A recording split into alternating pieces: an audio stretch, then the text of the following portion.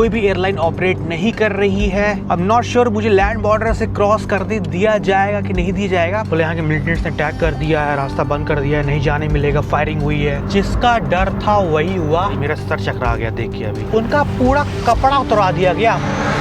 काफी पुलिस वाले हैं, वो मेरी वॉइस रिकॉर्डिंग कर रहे थे चोरी छुप अपने फोन में। और सब के सब ऑपरेटर लड़कियां बुला रही दूर से आवाज देके।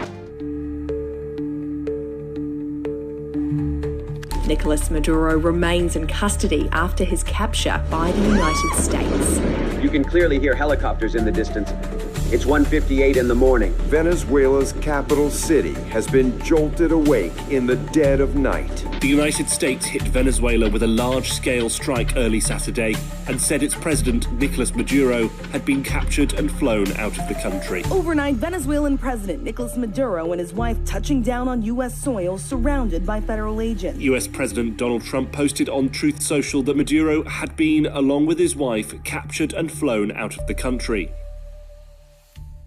इस वेनेजुएला की सीरीज में मैं आप लोगों को जो वेनेजुएला दिखाने वाला हूं, ऐसा वेनेजुएला आप लोगों ने आज से पहले कभी नहीं देखा होगा, कहीं नहीं देखा होगा। रीसेंट डेवलपमेंट में जो भी वेनेजुएला की स्थिति है, मैं लास्ट व्लॉगर हूं जो वेनेजुएला जा रहा हूं। इस पूरी वेनेजुएला की सीरीज में आप लोग वेनेजुएला की ऐसी वीडियोस देखोगे जो आप लोगों ने कभी इमेजिन भी नहीं किया होगा, सोचा भी नहीं होगा। आप लोगों को यकीन नहीं होगा कि ये वेनेजुएला है। जो दुनिया सोचती है, जो मीडिया दिखाती है, उससे एकदम अलग। इस पूरे वेनेजुएला सीरीज की एक भी वीडियो मिस मत करिएगा, नहीं तो आप लोग ये सब चीज़ लाइफ में शायद ही कभी देख पाओगे, शायद ही कोई और आपको दिखा पाएगा, जो कि western countries and western media आप लोगों को कभी नहीं दिखाएगी और इस वीडियो से, इस पूरी सीरीज से नफरत करेगी।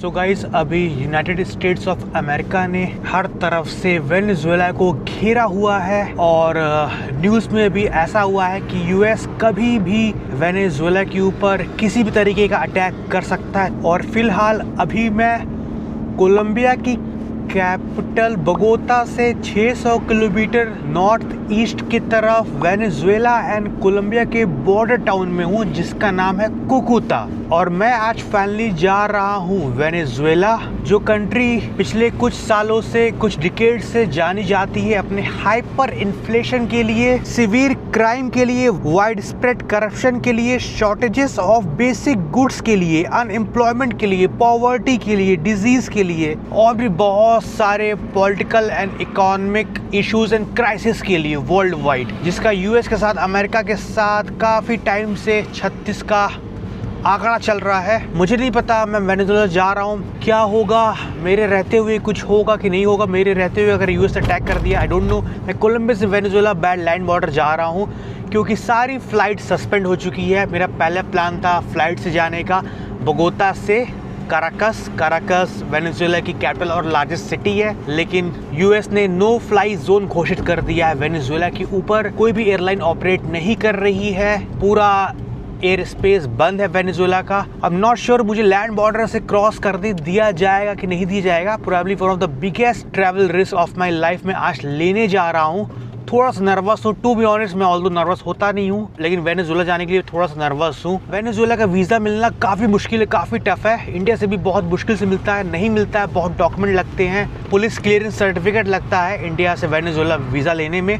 फ़िलहाल मैंने वेनेजुएला का वीज़ा लिया था जब मैं जापान में था, जापान की कैपिटल टोक्यो से, और अभी मैं कोलंबिया में हूँ। मुझे नहीं लगता मैं वेनेजुएला से इतने पास कभी फ्यूचर में रहूँगा। ऑल्दो लैटिन अमेरिका के काफ़ी सारे कंट्रीज़ और पार्ट्स डेंजरस हैं, मैं काफ़ी ज़्यादा आपको बोलता भी हूँ, लाइक एक्वाडोर में, कोलंबिया के भी कुछ पार्ट, लेकिन वेनेजुएला इन सब से अलग है, जहाँ पर एक रियल रिस्क आज के टाइम पर छाया हुआ है, जहाँ पर कभी भी सिचुएशन वॉलेटाइल हो सकती है, कंट्री पूरी चेंज हो सकती है, कंट्री पे तख्ता पलट हो सकता है, कुछ भी हो सकता है, मुझे नहीं पता। बहुत ज़्यादा मैं गवर्नमेंट के बारे में बात नहीं कर सकता, वेनेजुएला के गवर्नमेंट के बारे में आई डोंट नो। जितनी मुझे रिपोर्ट्स मिली गई है, अभी मुझे बताया गया है कि मेरा फ़ोन, कैमरा, सब डॉक्यूमेंट सब कुछ चेक किया जाएगा। जहाँ पर अभी मैं हूँ कुकुता कोलंबिया में, अभी रिसेंटली यहाँ पे काफ़ी सारे मिलिटेंट्स ग्रुप्स हैं, गुरिल्लास हैं, और गवर्नमेंट के सिक्योरिटी फोर्सेस पे उन्होंने अटैक कर दिया। जब मैं यहाँ कुकुता पहुँचा ना, तो स्टेशन में मुझे काफ़ी लोग आ गए, मुझे न्यूज़ दिखाने लग गए। पहले उन्होंने मुझे कहाँ जा रहे हो, मैं कहा 1-2 दिन के बाद मैं वेनेजुएला जाऊँगा। बोले यहाँ के मिलिटेंट्स ने अटैक कर दिया है, रास्ता बंद कर दिया है, नहीं जाने मिलेगा, फायरिंग हुई है, गोलियाँ वगैरह चली हैं। कोकुता में भी सब काफ़ी इशूज़ हैं, इलीगल मिलिट्री का, गोरिल्लास का, मिलिटेंट्स का। तो मुझे एक टैक्सी ड्राइवर मिल गए हैं कॉन्टैक्ट से, मिस्टर डेविड दे दोंदेरस दे कोकुता। तो यहाँ के कोकुता के हैं। तो इनसे मेरी कल बात हुई थी, कल मैं यहाँ आया। मैं पहले सोचा था कि सुबह 8 बजे निकलूँगा, ठीक है। फिर इन्होंने बोला कि नहीं 7 बजे निकलिए, क्योंकि वेनेजुएला 1 घंटे आगे है कोलंबिया से और इंडिया से 9.5 घंटे पीछे। फिर इन्होंने कल रात मुझे व्हाट्सएप पे मैसेज किया कि नहीं सुबह 6 बजे निकलिए। मैं किसी को लेके गया था, उनको 4 से 5 घंटे इमिग्रेशन पे रोका गया, इंटरव्यू लिया गया, सब कुछ तलाश किया गया और 1-2 रिपोर्ट्स के अकॉर्डिंग कुछ लोगों से पूरे कपड़े तक उतरवा दिए गए हैं वेनेजुएला में एंट्री करने के लिए, जो नॉन वेनेजुएलन है। तो निकलना तो खैर सुबह था 6 बजे, थोड़ा लेट हो ही गया है। अभी सुबह के 7 बज रहे हैं। वेनेजुएला और कोलंबिया का जो बॉर्डर टाउन है, कोलंबिया की तरफ का टाउन का नाम है कोकुता और वेनेजुएला के तरफ के बॉर्डर टाउन का नाम है सैन एंटोनियो। तो कोकुता और सैन एंटोनियो का डिस्टेंस अराउंड 10 किलोमीटर है। तो मैंने 10 किलोमीटर की टैक्सी ली है। आई डोंट नो इमिग्रेशन में क्या प्रोसेस होगा, बोल रहे हैं अब तो 4 से 5 घंटे लगेंगे। तो 10 किलोमीटर की टैक्सी का और जो वेटिंग टाइम है वो मिला के मुझसे ले रहे हैं लगभग इंडियन रुपीस में लगभग 2,500 रुपये और डॉलर में लगभग $27-28 के आसपास। तो पहले मुझे कोलंबिया से एग्जिट करना पड़ेगा, कोलंबिया का इमिग्रेशन पास करना पड़ेगा, फिर वेनेजुएला के इमिग्रेशन पे पहुंचेंगे। अभी डोंट नो ये क्या आ रहा है। लोग बॉर्डर से काफ़ी नज़दीक है। तो कुछ सिक्योरिटी वाले थे, उन्होंने कार के अंदर देखा, झाँका, बोले ठीक है इस वेनेजुएला नो कोलंबिया। अभी एक कोलंबिया का इमिग्रेशन यहाँ पे, पहले कोलंबिया से एग्जिट होना पड़ेगा, पता नहीं जाने दिया जाएगा कि नहीं दिया जाएगा। देखिए क्या होता है। मेरे पास ड्रोन भी है, वेनेजुएला में ड्रोन अलाउड नहीं है। मैं कोकुता में अपना ड्रोन छोड़ के जा रहा हूँ। वापस जब भी आऊँगा, आई डोंट नो कोलंबिया अरे वेनेजुएला कितने दिन रहूँगा, 1 हफ्ता, 2 हफ्ता, 10 दिन, 3 हफ्ता, डोंट नो, कोई आइडिया नहीं है। अब मैं अप टू 3 मंथ्स रह सकता हूँ, बट आई डोंट नो कितने दिन रहूँगा। वापस आऊँगा तब ड्रोन लूँगा, बट अभी कुछ भी श्योर नहीं है। सामने इमिग्रेशन है, काफ़ी पुलिस वाले, मिलता हूँ बाद में। सो गाइस, फ़िलहाल मैं अभी कोलंबिया से एग्ज़िट कर चुका हूँ। मुझे कोलंबिया का एग्जिट स्टैम्प मेरे पासपोर्ट पे मिल चुका है।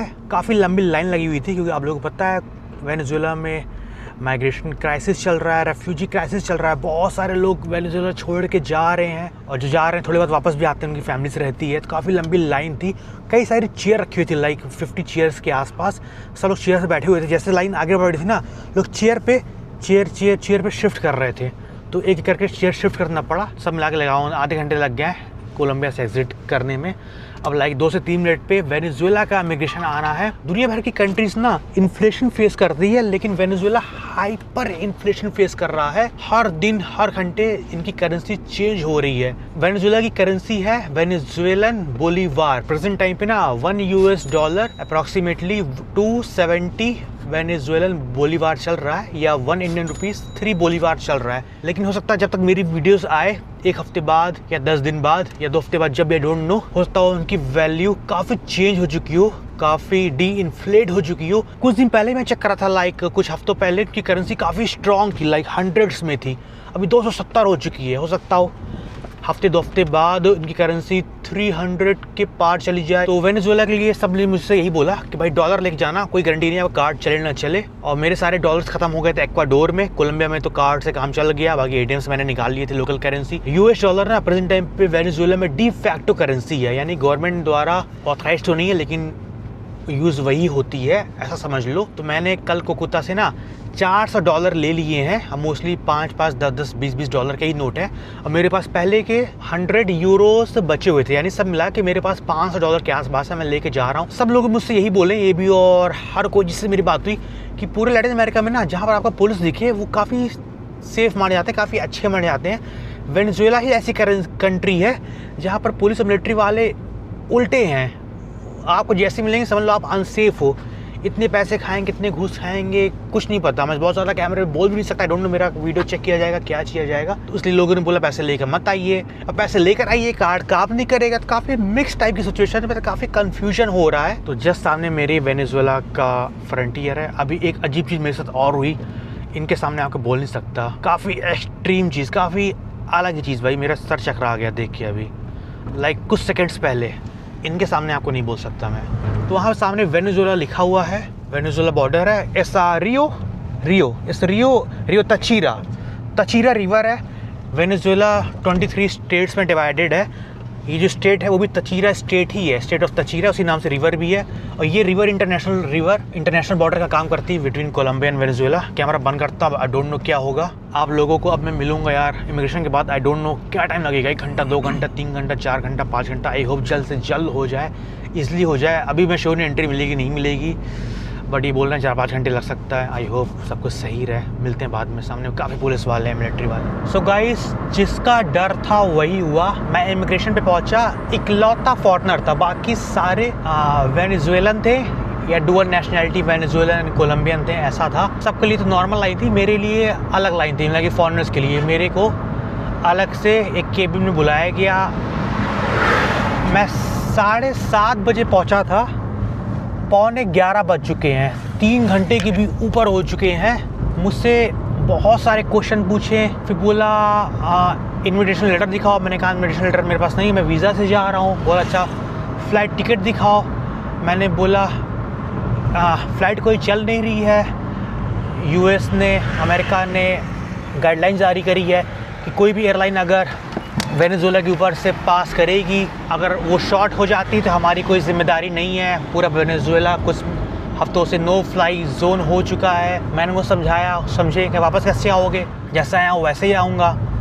उसके बाद फिर अल्टीमेट मेरी चेकिंग शुरू होती। तो नॉर्मल क्वेश्चन थे, मेरे फ़ोन में सब कुछ चेक कर डाला, हर एक व्हाट्सएप कन्वर्सेशन, सारी फ़ोटोज़, ब्राउजिंग हिस्ट्री। फिर मेरा लैपटॉप ओपन कराया, लैपटॉप में सब कुछ चेक किया, प्रोफेशन बार पूछा क्या करते हो क्या नहीं। उसके बाद फिर पिछले कुछ दिनों में ना जो यहाँ पे थोड़े बहुत यूरोपियंस आए हैं ना, उनका पूरा कपड़ा उतरा दिया गया, पूरे कपड़े, मतलब लिटरली उनको नेकेड कर दिया गया इमिग्रेशन क्रॉस करने के लिए। काफ़ी पुलिस वाले हैं, तो आपको बता ही रहा हूँ, रास्ते में काफ़ी सारे पुलिस वाले आ रहे हैं। अभी हम लोग कार ड्राइविंग कर रहे हैं, बार बार कैमरा ऑफ करना पड़ जा रहा है। तो लैपटॉप के सब कुछ लैपटॉप के अंदर चेक कर डाला, हार्ड डिस्क चेक किया, सारे सामान चेक किए, बैग कार से मंगवाया, पूरा बैग चेक किया, मोबाइल फ़ोन। फिर आखिरी में टाइप किया ट्रांसलेटर पे, I want some gift from India for Venezuelans. मैं बार बार इग्नोर कर रहा था, मुझे समझ में नहीं आ रहा, बार बार मुझसे कुछ मांगना चाह रहे थे, कुछ भी बार बार मुझसे पूछ रहे हैं आपकी घड़ी कितने की है, वॉच कितने की, मोबाइल फ़ोन कितने का है, कैमरा कितने का है, आप रिंग पहने हुए हो गोल्ड की, क्या गोल्ड की रिंग है, कितने की है। बार बार पैसे के लिए बात कर रहे थे, बार बार ट्रांसलेटर पर टाइप कर रहे थे गिफ्ट फ्रॉम इंडिया फॉर वेनेजुएलन्स, ऐसा कुछ। मैं बार बार इग्नोर कर रहा हूँ, और स्पेनिश नहीं आती, समझ नहीं आ रहा है। 1 घंटे तक तो क्वेश्चनिंग हुई, 1 घंटे तक चेकिंग हुई, फिर 1 घंटे बाहर वेट करवाया। लग रहा था शायद मुझे एंट्री नहीं दे। फाइनली 3-3.5 घंटे के बाद फाइनली मुझे वेनेजुएला में एंट्री दी है, पासपोर्ट में स्टैम्प कर दिया है। आई डोंट नो मैं कितने दिन वेनेजुएला में रहूँगा। कंट्री हाईली वॉलेटाइल है, अभी बहुत ही ख़राब सिचुएशन है। मैं इनके सामने बहुत ज़्यादा बात नहीं कर सकता। आपको बताता हूँ कि उनके जाने के बाद फ़िलहाल आप लोगों का स्वागत है पूरी दुनिया की 32nd largest country, officially Bolivarian Republic of Venezuela, इस कंट्री का ऑफिशियल नेम, जो कि लोकेटेड है on the northern coast of South America, bordered by Caribbean Sea as a part of Atlantic Ocean, Guyana, Brazil and Colombia. तो Cucuta पास करने के बाद, Colombia Venezuela border cross करने के बाद हम लोग पहुंच चुके हैं सैन अंतोनियो देल तचीरा। स्टेट का नाम है तचीरा। इस एयरपोर्ट है सैन अंतोनियो का। ये पहला टाउन है, बहुत छोटा टाउन है। वेनेजुएला का टाइम जोन है GMT या UTC -4। इंडिया से वेनेजुएला 9.5 घंटे पीछे है। मुझे वेनेजुएला की पहली मेजर सिटी जानी है, जो कि है मेरिदा, और यहाँ से लगभग 230 किलोमीटर दूर है। पुलिस वाले हर 1 से 2 मिनट में पुलिस और मिलिट्री वालों का वो आ जा रहा है, बैरिकेडिंग, उनका ऑफिस आ जा रहा है। बहुत पुलिस वाले मिलिट्री वाले खड़े हैं, दोनों पुलिस वाले मिलिट्री वाले समझ में नहीं आ रहा है। अंदर जो इमिग्रेशन ऑफिसर थे भाई, इतने सीरियस थे भाई, वो मिलिट्री की ड्रेस में थे। इतने सीरियस इंसान मैंने आज तक लाइफ में कभी नहीं देखा। मैंने काफ़ी ट्राई किया उनको हंसाने का, बार बार खांस रहे थे, शायद उनकी तबीयत ख़राब थी। मैंने बोला सब कुछ सही था, आपकी तबीयत तो सही है, शायद कुछ हंसते, कुछ और बात कर ले, माइंड डाइवर्ट कर ले। एकदम सीरियस भाई इमिग्रेशन ऑफिसर, इतने सीरियस इंसान कि मैं क्या बोलूँ। इमिग्रेशन ऑफिसर मिलिट्री वाले थे। यहाँ पर भी हर 2-3 मिनट पे मिलिट्री वाले, पुलिस वाले आ जा रहे हैं। काफ़ी टेंस, काफ़ी अलग ही माहौल है वेनेजुएला में अभी। यूएस की वजह से, यूएस इन्वेजन की वजह से हर दिन अलग अलग डेंजरस गाइडलाइंस यूएस जारी कर रहा है। दुनिया भर की ज़्यादातर कंट्री ने मना किया हुआ है वेनेजुएला ट्रैवल करने के लिए due to political instability, due to economic crisis, due to severe security concern और भी बहुत सारे रीजंस हैं। तो मुझे तो जाना है मेरिदा, पहला बड़ा शहर वेनेजुएला का, 230 किलोमीटर दूर। लेकिन यहाँ से डायरेक्ट ट्रांसपोर्ट नहीं है। यहाँ से जाने के लिए मुझे एक सिटी और जाना पड़ेगा, सैन क्रिस्टोबाल। यहाँ से लगभग 40 किलोमीटर दूर है। फिर वहाँ से ट्रांसपोर्ट चेंज करना पड़ेगा। अभी इतना आसान नहीं है जहाँ मैं जा रहा हूँ। 2-3 ट्रांसपोर्ट सब मिला के लेने पड़ रहा है वहाँ पहुँचने के लिए। ऐसा पहले नज़ारे हैं वेनेजुएला के। फर्स्ट इंप्रेशन ऑफ वेनेजुएला देख सकते हो। काफ़ी मोटर बाइक है, काफ़ी सारे लोग रोड पे चल रहे हैं। सैन एंटोनियो टाउन का नाम। खाली भी काफ़ी जगह दिख रहा है। शायद यहाँ कहीं से मुझे ट्रांसपोर्ट मिल जाए। आई डोंट नो कहाँ से मिलेगा ट्रांसपोर्ट, कोई आइडिया नहीं। आपको बहुत कुछ बताना है अभी भी, लेकिन बहुत मौका मिल नहीं पा रहा है बता पाने का। कुछ ऐसे ही देखिए, चिकन ट्रक, चिकन बस टाइप का ट्रांसपोर्ट है यहाँ पे। ये देखिए बड़ा सा। ओके, तो अपना जो मेन बैकपैक है, रक्सैक है, वो मैंने कार के अंदर रख दिया है। थोड़ा टाइम लगेगा चलने में, आपको बताता हूँ, क्योंकि शेयरिंग टैक्सी है और मैं पहला उनका वो क्लाइंट हूँ या कस्टमर हूँ या पैसेंजर हूँ। 3 लोग अभी और आना बाकी है। बोल रहे हैं भाई 1 घंटा तक लग सकता है। तो यहीं टैक्सी के पास में ही एक बड़ा सा स्क्वायर है, चौराहा है। काफ़ी पुलिस वाले मैं बहुत दिखा नहीं सकता। ये एक बेकरी मिल गई है, काफ़ी अच्छी, काफ़ी डिसेंट लग रही है। मैं काफ़ी सरप्राइज्ड हूँ। मुझे लगा शायद यहाँ पर कुछ भी नहीं होगा। ये कुछ ऐसी बेकरी है, काफ़ी सारे यहाँ पे केक, पेस्ट्रीज, बिस्किट मिल रहा है। तो कुछ खा नहीं पाया। ओला बिनस दियास। तो लोग यहाँ पे खाते हुए आ रहे हैं। लोग बोल रहे हैं भाई कैमरा भी मत यूज़ करिए, संभल के यूज़ करिए। पुलिस वालों के सामने तो एकदम नहीं करूँगा, बाकी तो चलो कर ले रहा हूँ। कॉफ़ी ले लेता हूँ, कुछ खाने के लिए लेता हूँ। अभी आधे घंटे लग सकते हैं चलने में। इनके ऊपर मैं काफ़ी भरोसा कर रहा था, ड्राइवर के ऊपर जिनके साथ में आया। इन्होंने मुझसे पैसे भी 3-4 गुना ज़्यादा लिया compare to other driver. Trust की बात थी। इतनी देर तक उनके पास मेरा सामान रहेगा, कब सामान गायब हो जाए, क्या गायब हो जाए। लेकिन मैंने नोटिस किया जब मैं आपसे बात कर रहा था, वो मेरी वॉइस रिकॉर्डिंग कर रहे थे चोरी छुप अपने फ़ोन में। ये मुझे काफ़ी अजीब लगा, मुझे समझ नहीं आया। उनके ऊपर इतना भरोसा किया और उनके साथ आया, पूरा बैग छोड़ा, मेरी वॉइस रिकॉर्डिंग कर रहे थे। कौन इंसान कब कहाँ क्या निकल जाए भाई कोई नहीं पता इस समय यहाँ पर। ऐसा माहौल हो चुका है। उससे पहले तो मैं काफ़ी श्योर था, काफ़ी सेफ फील कर रहा था। लेकिन उसके बाद यार मेरा पूरा सामान सब कुछ उनके पास था। मुझे लग रहा था भाई कुछ गड़बड़ ना कर दे इस इंसिडेंट होने के बाद। 6:30 बजे निकला हूँ कोकुता से अपने होटल से जहाँ मैं रुका था। 4.5 घंटे हो चुके हैं, बस यहीं पहुँचा हूँ मैं। 11 बज चुके हैं। कुछ खा नहीं पाया भाई बेकरी में। टैक्सी वाले हाथ दे के बुलाने लग गए हैं, आवाज़ दे के। लग रहा है इनको बाकी 3 पैसेंजर मिल गए हैं तुरंत। 1 घंटे रुकना था, 10 मिनट में ही मिल गए हैं। कुछ नहीं खा पाया, चल रहा हूँ टैक्सी के पास। रिकॉर्डिंग बहुत नहीं कर पा रहा हूँ। तो यहाँ से चल चुका हूँ सैन एंटोनियो से सैन क्रिस्टोबाल के लिए। एग्जैक्ट 40 किलोमीटर है, 40 kilometre. Hola, buenos días. ¿Cómo estás? Yeah. ¿De dónde eres? Estamos del oriente del país, de Maturín, estado Monaga. ¿De Venezuela? Sí, señor. और ¿qué lugares en Venezuela? Del oriente. हाँ, तो यहाँ border town में ना थोड़ा दूर तक भी कोलंबियन करेंसी, वेनेजुएलन करेंसी दोनों चलती है। ऑल दो पूरे कंट्री में डी फैक्टो डॉलर तो चल ही रहा है। डी फैक्टो डॉलर को करेंसी बोला जा रहा है वेनेजुएला में। तो 40 किलोमीटर का शेयरिंग टैक्सी का 25,000 कोलंबियन पैसोस इन्होंने मुझसे मांगा है, अराउंड 600 रुपये। अभी हम लोग सैन एंटोनियो में ही हैं। थोड़ा 10-15 मिनट टाइम मिल जाता है ना तो ब्रेकफास्ट कर लेता। हल्का हल्का सर चकरा रहा है, सर दर्द कर रहा है। कल रात ठीक से सोया भी नहीं, 2-3 घंटे सोया हूँ। सुबह जल्दी उठ गया, कुछ खा भी नहीं पाया, भूखे पेट हूँ। एक बिस्किट रखा हुआ था, बिस्किट बस खा लिया मैंने। ट्रांसपोर्टे पारा मेरिदा इन टर्मिनल इन सैन क्रिस्टोबाल। हाँ, ओके। हर 5 हर 10 मिनट पे ना पुलिस वालों की बैरिकेडिंग आ जा रही है। गाड़ी को देख रहे हैं, कौन कौन अंदर बैठा है चेक कर रहे हैं। तो अभी तक 7 से 8 बार पुलिस वालों की बैरिकेडिंग आ चुकी है। उनको शायद लग रहा है कि मैं लोकल ही हूँ, वेनेजुएलन ही हूँ। तो 7 में से 4 या 5 बार नहीं रोका, जाने दिया। 1-2 बार देख लिया कि मैं फॉरेनर हूँ, फिर रोका, पासपोर्ट निकलवाया, काफ़ी क्वेश्चन किया। कोलंबिया का स्टैम्प दिखाओ, वेनेजुएला का स्टैम्प दिखाओ, क्या करते हो, क्या प्रोफेशन हो।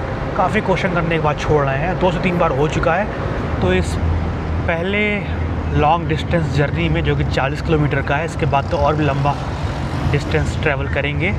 तो रास्ते में ना कुछ छोटे मोटे टाउन्स आ रहे हैं, विलेजेस आ रहे हैं। ऑल्दो पूरे देश की कंडीशन जैसी भी हो, जो भी हालत हो, लेकिन ज़्यादातर जगह कितनी साफ़ सुथरी है। देखो सब कुछ कितना साफ लग रहा है। ये देखिए यहाँ की रोड की कंडीशन डिसेंट है, बहुत अच्छी भी नहीं, बहुत बेकार भी नहीं।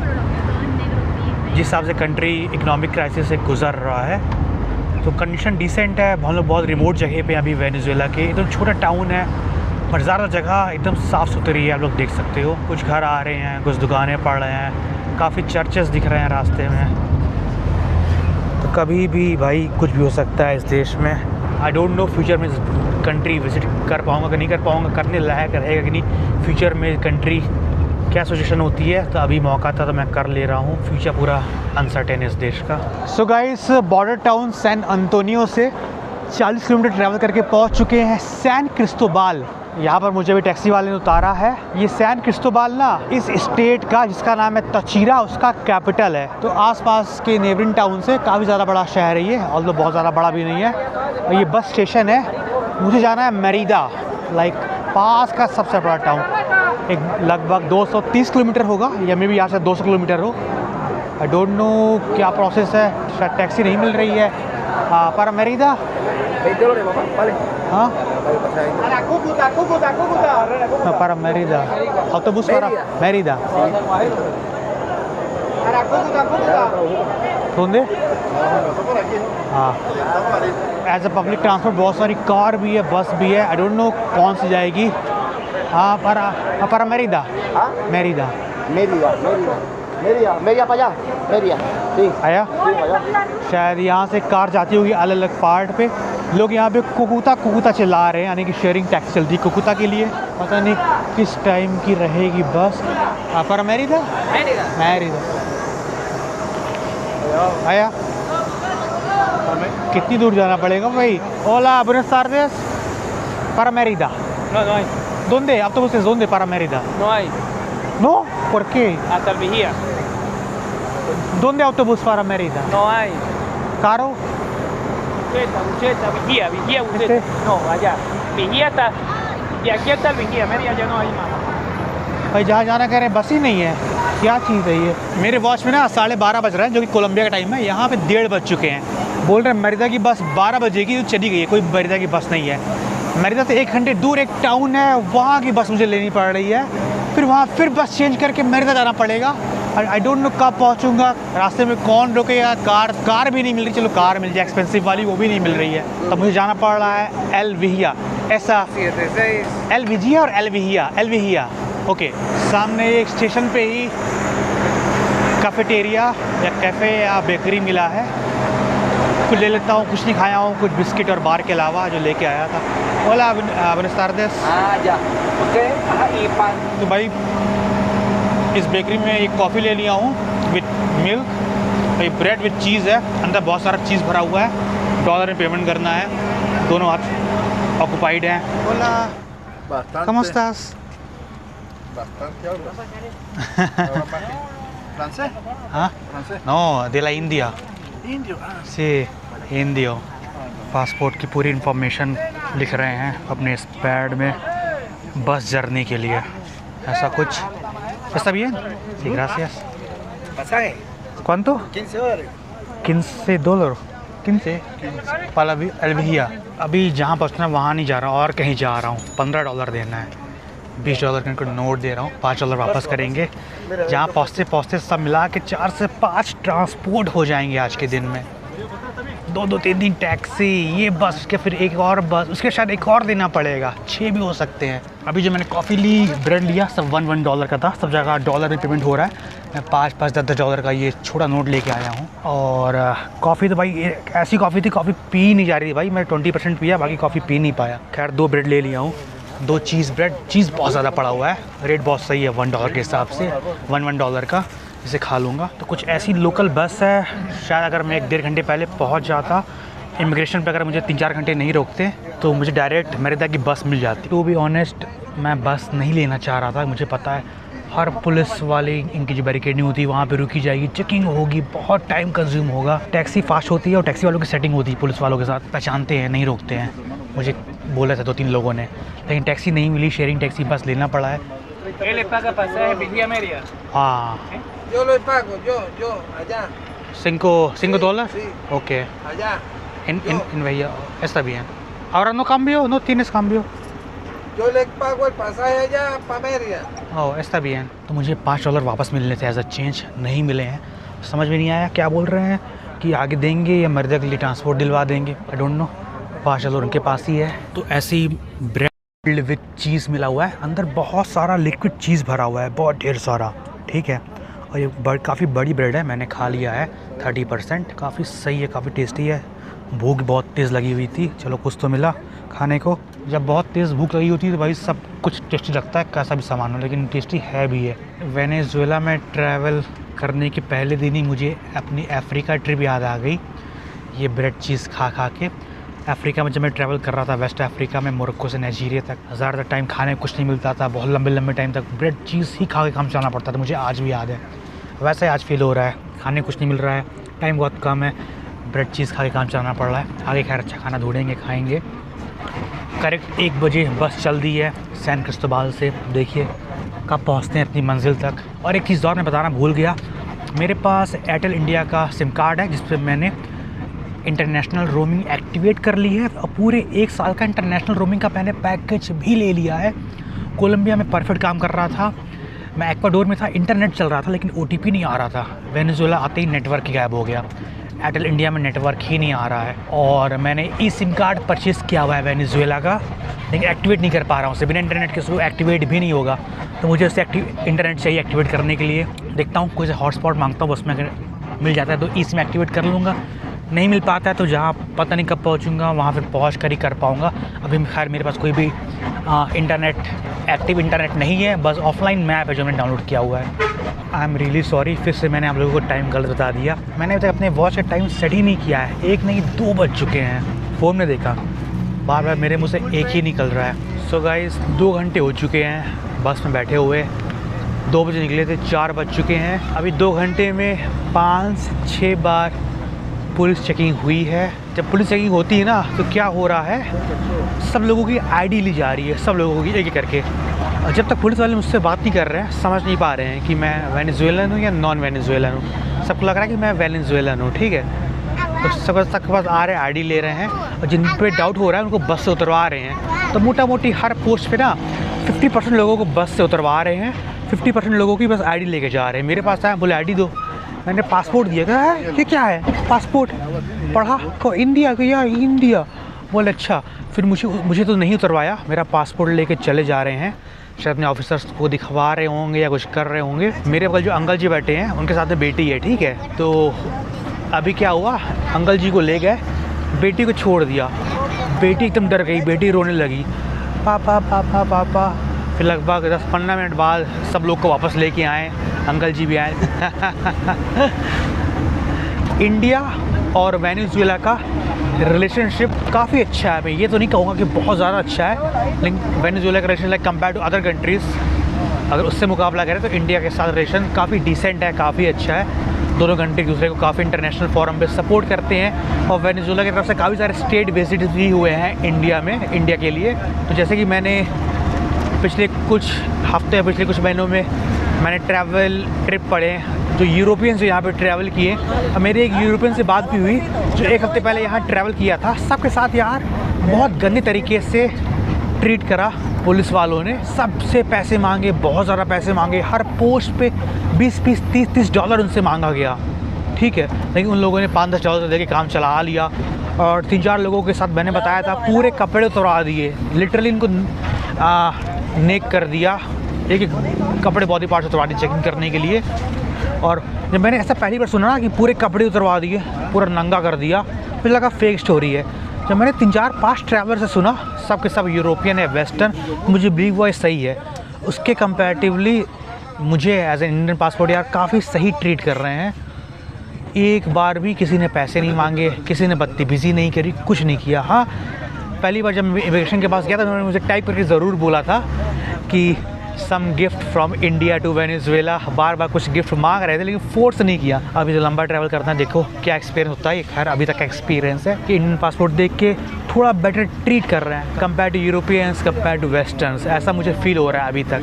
और इंडिया को मैंने कई बार बताया, पूरे लैटिन अमेरिका में कोई भी कंट्री हो, चाहे इक्वाडोर, पेरू, यहाँ पर वेनेजुएला, सब जगह इंडिया को इंदू या इंडियो बोलते हैं। मतलब कि रीजन वाइज नहीं, एज अ जोग्राफिकली।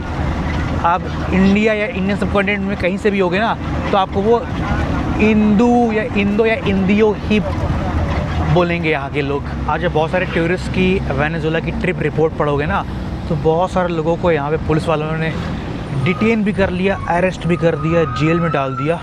इस वजह से पुलिस वालों को देख के थोड़ा डर तो लगता है, वेनेजुएला में हल्का नर्वस फील होता है। लेकिन पुलिस वाले ना यहाँ पे 2-3 पुलिस वाले मुझे एरमानो बोल रहे हैं, भाई भाई भाई। एरमानो मतलब भाई होता है स्पेनिश में। काफ़ी सही फील हो रहा है। बोला है नो प्रॉब्लम एरमानो, नो प्रॉब्लम एरमानो, कोई बात नहीं, कोई प्रॉब्लम नहीं भाई भाई भाई, ऐसा पुलिस वाले मुझसे बोल रहे हैं यहाँ पे। आज के टाइम पे वेनेजुएला एक डेवलपिंग कंट्री है और वेनेजुएला के पास ना पूरी दुनिया का सबसे ज़्यादा प्रूवन ऑयल रिजर्व है। जी हाँ, पूरी दुनिया में, पूरी दुनिया की हर देश से ज़्यादा इस देश के पास proven and known oil reserve है। इनके पास इतना ज़्यादा ऑयल रिजर्व है कि एज़ पर करंट यूसेज अगर ये ऑयल को कंटिन्यूसली यूज़ करेंगे तो लगभग 800 से 1000 साल तक इनके पास ऑयल ख़त्म ही नहीं होगा। और एक टाइम पे कुछ सालों पहले या कुछ डिकेड्स पहले वेनेजुएला पूरे वर्ल्ड की लीडिंग ऑयल एक्सपोर्ट कंट्री थी। आज के टाइम पे इनका ऑयल एक्सपोर्ट काफ़ी ज़्यादा डिक्लाइन हो गया है, ऑयल प्रोडक्शन काफ़ी कम हो गया। मल्टीपल रीज़न है, डिस्कस करेंगे आगे। किसी और कंट्री के पास शायद अगर इतना ज़्यादा ऑयल होता, वो कंट्री शायद one of the richest countries in the world होती, या शायद रिचेस्ट ही क्यों ना होती। उसके बावजूद आज इस कंट्री में लगभग 80% के आसपास पॉपुलेशन गरीब है, पुअर है, इकोनॉमिकली स्ट्रगल कर रही है यहाँ की पॉपुलेशन। इंडिया की जो ONGC है, उनका एक विंग है ONGC विदेश लिमिटेड। उनका पार्टनरशिप है वेनेजुएला की स्टेट ऑयल कंपनी के साथ, और ये दोनों कंपनी साथ में ऑयल का एक्सप्लोरेशन एंड ऑयल का प्रोडक्शन कर रही। क्योंकि वेनेजुएला के पास ऑयल तो है, इनके पास टेक्निक नहीं है। ऑयल कैसे एक्सप्लोर करना है, कैसे उसको क्रूड ऑयल को कैसे प्योरीफाई या क्या बोलते हैं प्योरीफाई करना है, पेट्रोलियम में कैसे कन्वर्ट करना है, इनके पास वो टेक्निक नहीं है। ऑयल तो बहुत सारा है, और कंपेयर टू अदर कंट्रीज़ ना, इनके पास जो क्रूड ऑयल है वो बहुत ज़्यादा अच्छी क्वालिटी का नहीं है compare to Saudi Arabia, compare to Canada. इनके क्रूड ऑयल में ना सल्फ़र बहुत ज़्यादा है, तो एक अलग ही टेक्निक चाहिए उसमें से पेट्रोल को एक्सट्रैक्ट करने के लिए, जो ONGC कर पाती थी या कर पाती है ऐसा। तो ONGC करने का काफ़ी लंबा काम रहा है। प्रेजेंट टाइम पे हो भी सकता है, लेकिन कुछ साल पहले तो था, जो रिपोर्ट कह रही है। आइसक्रीम बेच रहे हैं। अच्छा, बच्ची जो ने पापा से बोल रही है सी मुझे आइसक्रीम चाहिए। हाँ भाई, बच्ची आइसक्रीम मांग रही, पापा दिला नहीं रहे, शायद पैसे नहीं होंगे। चलो मैं दिला देता हूँ। सी होना फ्रॉम मी डोंट नो क्या बोले इसमें। क्या Sabour? Tengo galleta, parchita, coco. ¿Qué gusta? ¿Coco? Galleta. ¿Ah? Machita. ¿Es cuánto? 2 pesos. Ok. ¿Cuánto 2 pesos? ¿En dólar? Medio dólar. Míralo, está bien, sí. चलो, पापा ने नहीं दिलाया, मैं दिला दे रहा हूँ। बच्ची काफ़ी देर से बोल रही थी आइसक्रीम के लिए। ¿Quieres también? आपको भी चाहिए? नहीं चाहिए, ओके। बच्ची ग्रासियस बोल रही है, दे रहा था। ऑल्दो एक चीज़ मैं आपको और बताता हूँ, शायद मुझे लोकल करेंसी मिल जाए। पैसोस मिल गए, ये देखिए, मैंने दिया डॉलर, चेंज में वापस कोलंबियन पैसों मिल गए। ऐसा भी है। तो भाई साहब, वेनेजुएला की करेंसी ना पिछले काफ़ी सालों से और कुछ डिकेड से ना इतनी ज़्यादा हाइपर इन्फ्लेशन से गुज़र रही है और गुज़री है कि यहाँ की गवर्नमेंट ने कई बार मल्टीपल टाइम्स कई सारे ज़ीरो हटाए हैं अपनी करेंसी से। काफ़ी बार 2 ज़ीरो, 3 ज़ीरो, 4 ज़ीरो। गवर्नमेंट का सोर्स ऑफ रेवेन्यू काफ़ी कम रहा। गवर्नमेंट ने इतनी ज़्यादा करेंसी प्रिंट कर दी कि हाइपर इन्फ्लेशन आ गया इस देश में, ठीक है। और फिर लाइक हर दिन मल्टीपल टाइम्स करेंसी डबल होती गई। कुछ ज़ीरो में एक ज़ीरो बढ़ते गए। तो गवर्नमेंट को कई बार ना कई सारे ज़ीरो, 3-3, 4-4 ज़ीरो एक साथ हटाने पड़ गए। ऐसा एक बार नहीं, कई बार हुआ इस देश में। और कंट्री ने करेंसी को प्रिंट करना ही बंद कर दिया कि इतनी जल्दी करेंसी चेंज हो रही है प्रिंटिंग का खर्चा बहुत ज़्यादा आ रहा है। तो यहाँ पर जो लोकल करेंसी ना बोलीवार, वो एज अ डिजिटल चलती है, एज अ हार्ड करेंसी शायद ही दिखे, बहुत ही कम। अगर आप कुछ सालों पहले की वीडियो सब देखोगे ना वेनेजुएला की, आपको दिखेंगे कि रोड पे ऐसे करेंसी इनकी फिकी हुई है, पड़ी हुई है, जिसका कोई वर्थ ही नहीं है। कई मिलियंस, कई बिलियंस पड़े हुए हैं रोड पे। लोग यहाँ पर ना लोकल करेंसी को होल्ड नहीं करते हैं। होल्ड कर लेंगे ना, हो सकता है 1-2 दिन के बाद उसकी वैल्यू हाफ हो जाए और शायद 1 महीने बाद वर्थलेस हो जाए। तो लोग ना यहाँ पे डॉलर को होल्ड करते हैं, कोलंबियन पैसों को होल्ड करते हैं। ऐसा कुछ हाल हो चुका है। तो आप लोग ये मैप देखिए। सबसे पहले मैं कोकुता आया था लॉन्ग डिस्टेंस बस लेके, जो कि कोलंबिया में वो आता है कोकुता से बॉर्डर क्रॉस करके मैं गया सैन एंटोनियो। फिर यहाँ से शेयरिंग कैब लेके पहुँचा सैन क्रिस्टोबाल। फिर ये सैन क्रिस्टोबाल से मुझे जाना था मेरिदा, जो कि यहाँ पर है, ये देखिए मेरिदा। लेकिन बस ऑलरेडी चली जा चुकी थी, छूट गई लास्ट बस। अब मैं यहाँ से जा रहा हूँ एल विहिया। ये देखिए इंग्लिश में एल विजिया लिखा हुआ है, लेकिन एन विहिया पढ़ते हैं स्पेनिश में, एल विहिया। एल विहिया पहुँचने के बाद फिर मुझे ट्रांसपोर्ट चेंज करना पड़ेगा मेरिदा के लिए। जाना था ऐसे, जा रहा हूँ ऐसे घूम के। मैंने वेनेजुएला का ई सिम कार्ड लिया हुआ है, जो कि 1 मंथली वैलिड है, जिसमें मुझे मिले हैं 10 गीगाबाइट्स ऑफ इंटरनेट $30 में, लगभग 2700 रुपीज़ में। और उसको मैं एक्टिवेट नहीं कर पा रहा हूँ। सोचा था वेनेजुएला जाके कोई से हॉटस्पॉट लेके एक्टिवेट कर लूँगा। बहुत सारे लोग बस में मिले, ऑलमोस्ट सबके पास मोबाइल फ़ोन है, किसी के पास इंटरनेट नहीं है। आई डोंट नो क्या रीज़न है इसका। ठीक है, तो पैसे नहीं हैं या तो बहुत महंगा है, आई डोंट नो। मैं पहले एक्टिवेट कर सकता था यहाँ आने से पहले, बट मैं श्योर नहीं था कि वेनेजुएला में मुझे एंट्री मिलेगी कि नहीं मिलेगी, मुझे जाने दिया जाएगा कि नहीं दिया जाएगा, बॉर्डर खुला भी है कि नहीं खुला है। तो मैंने पहले एक्टिवेट नहीं किया।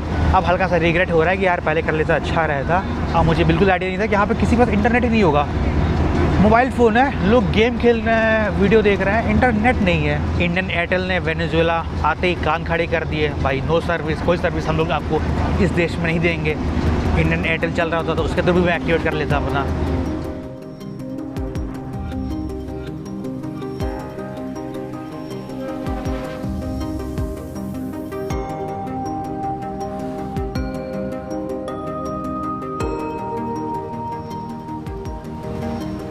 Llega a Mérida, falta uno más nada. ओह, तो मुझे मेरिदा सिटी जाना है, जो कि पहला मेजर सिटी है। उसके नियरेस्ट टाउन पहुंच गया है, जहां आना नहीं था, इस जगह तो बिल्कुल नहीं आना था, फिर भी यहां पहुंचे हैं, एल विजिया।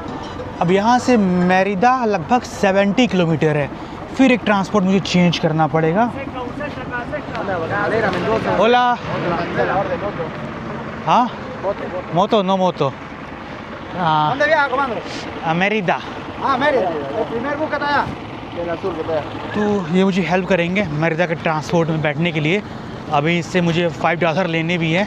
किसी के पास फुटकर ही नहीं है, कैसे देंगे फुटकर। सुबह के अराउंड 6:30 बजे का निकला हुआ हूँ, 5 बजे का उठा हूँ। रात में सोया ही नहीं भाई, 2-3 घंटे सोया हूँगा लास्ट नाइट, शायद 2 घंटे सोया हूँ। 6:30 बजे के आसपास निकला हूँ। अभी शाम के अराउंड 6:30 बज चुके हैं, 12 घंटे हो चुका है निकले, 14-15 घंटे हो चुके हैं उठे।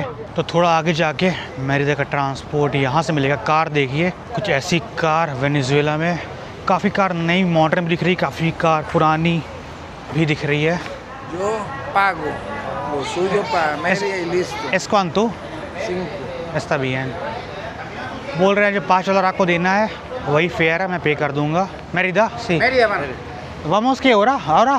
Ya casi, tu ratico. Johnny. ¿En cuántos minutos? 6:30. ¿6:30? 6:30. Oh, Ah, no, es full, como doblado. más temprano no, otro autobús. No, es el único que sale para Mérida aquí. ¿Es único? Oh, Está cargando, está cargando. ¿Está cargando? भाई पूरा time waste हो गया। Ese es el último que falta. Okay. Ya con este llega. Está bien. Yo le pago el pasaje. भाई पूरा time ख़राब हो गया, बताता हूँ क्यों। सोचा था तुरंत निकल जाऊँगा, जल्दी मेरिदा पहुँच जाऊँगा, लेकिन अब ये बोल रहे हैं भाई 45 मिनट के बाद बस चलेगी और ये आखिरी बस है। आप पहले आते तो निकल सकते थे। यानी 3 घंटा जो मेरा इमिग्रेशन में ख़राब हो रहा है, उसकी वजह से सब जगह टाइम ही ख़राब हो रहा है मेरा। अब ये 45 मिनट के बाद निकलेगी और 1-1.5 घंटे बाद पहुँचेगी। पहुँचते पहुँचते रात हो जाएगा। No other option. बड़ा बैग पीछे रख देता हूँ। माल्टा के este? Malta es esta y refresco es este. Oh, ¿qué este? Esto es jugo. Jugo. ¿Qué es mejor? ¿Qué es mejor? ¿Para la 6? ¿Ah? ¿Tiene 6? Para mí un fresco. Este Ajá. बहुत तेज प्यास लग रही है, Este es chinoto. ठंडा ठंडा drink मिल रहा है, कुछ पी लेते हैं। माल्टा, ¿cómo es Malta? Este es malta. ¿Es bien? ¿Qué este? Ese es jugo. Oh, Jugo de durazno. Ese es Gatorade. ¿qué es mejor? ¿Qué es diferente? Malta in Malta, ajá. Porque este para llevar y este para tomar acá. es para aquí, para acá. Este para llevar. Oh. ¿Es bien? ¿Es cuánto? Este sale en $1 y este sale en $2. Porque este es para llevar. Para $2. ¿Este? $1 porque es de tomar acá. Sí, está bien. Este. Este. हाँ este Sí, o cara más fría. Already तो ठंडा करी और ठंडा ला के दूंगी। यहाँ पे बस स्टेशन में ना कई सारी शॉप्स है, 5 और सब के सब ऑपरेटर लड़कियाँ बुला रही हैं दूर से आवाज़ दे के, यहाँ आइए, यहाँ आइए, यहाँ आइए, यहाँ आइए, ऐसा। ¿Cómo te llamas? Yoriani. Jorien? Yoriani. हाँ, ¿de dónde eres? ¿De El Vigía? Venezolano. Venezuela. तो अभी बस को निकलने में 45 मिनट नहीं तो एटलीस्ट 30 मिनट तो है ही वेट ही करना पड़ेगा। देख सकते हो मेरे पीछे कई सारी शॉप लाइन से है, सब फीमेल ऑपरेट कर रही हैं, दूर से हाथ दे के चिल्ला के मुझे बुला रही हैं, यहाँ हो, यहाँ हो, यहाँ हो, यहाँ हो, ऐसा कुछ। तो फिलहाल ये माल्टा ड्रिंक लिया हूँ, काफ़ी तेज़ प्यास लग रही है, टेस्टी है भाई, अच्छा लग रहा है पीने में। माल्टा सिन एल्कोहल। यहाँ से पहले सब लड़कियाँ काफ़ी एक्साइटेड थी, आपको मेरे पीछे दिख रही हैं, अब सब मुझे इस शॉप से ख़रीदने के बाद काफ़ी मुंह बना रही हैं। बोला तो मैंने जब भी ड्रिंक लिया वो $1 का है, सब कुछ यहाँ $1 का ही मिल रहा है क्या? ऐसा भी है? Gracias. A la orden. A la orden. ¿Qué significa a la orden? ¿Qué significa la orden? Sí. O sea, para nosotros significa que nosotros le ofrecemos la mercancía, la compran y estamos para servir. यहाँ सब लोग बोलते रहते हैं a la orden, a la orden। इसका मैंने English translation किया, इसका मतलब हुआ एट योर सर्विस, कुछ ऐसा। कल सारे स्नैक्स मिल रहे हैं, लेकिन अब चलते हैं बस की तरफ। चाओ, ग्रासियस, a la orden। जहाँ मैं रुका हूँ वहाँ पहुँचने के लिए ये सेकंड लास्ट ट्रांसपोर्ट है, अभी एक ट्रांसपोर्ट और बाकी है भाई साहब।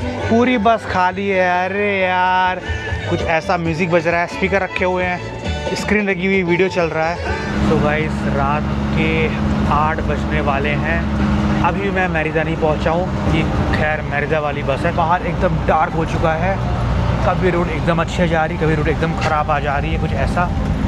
70 किलोमीटर का डिस्टेंस है एल विहिया से मेरिदा का, 70 किलोमीटर, लगभग 1.5 घंटे में बस कवर कर रही है। कुछ ऐसा लंबी लंबी ट्रक खड़ी है बाहर, बीच बीच में कुछ विलेजेस आ रहे हैं, कुछ शॉप दिख रहे हैं, लिखा हुआ है हाई वाईफाई, यानी कि हियर दे हैव वाईफाई, कुछ ऐसा मतलब हुआ, यहाँ वाईफाई है। कुकुता कोलंबे से निकलने के लगभग 14 घंटे के बाद फाइनली पहुँच चुके हैं वेनेजुएला के पहले major city after border crossing and one of the most important cities in Venezuela, Merida. Just अभी सिटी के अंदर एंट्री हो रही है। सो गाइस मैं मेरिदा सिटी में जहाँ रुका हूँ वहाँ फाइनली पहुँच चुका हूँ अपना लास्ट ट्रांसपोर्ट लेके।